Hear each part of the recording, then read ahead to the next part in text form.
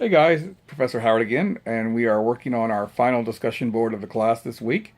This is an interesting discussion, guys, and I want you guys to think about it this way.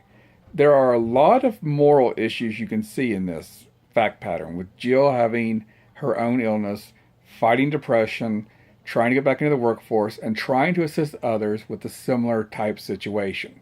So we have to commend Jill from a moral perspective of overcoming her own issues, of dealing with her issue, and then trying to help others in the workplace.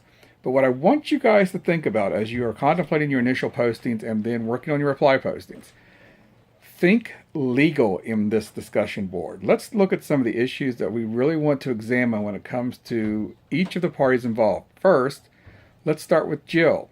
What are Jill's rights at trying to get into a job situation? If a facility denies her based on her disability, have they violated any laws? Have they violated Jill's rights in any way? So let's look at it from a hiring perspective. Has the facility done anything if they don't allow Jill to take a position?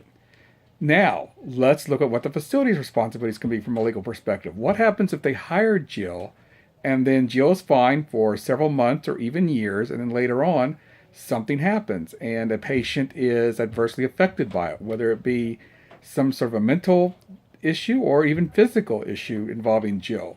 The fact that the facility hired her, knowing that she was suffering from a disability herself that could impact patient care, is the facility liable for that hiring perspective?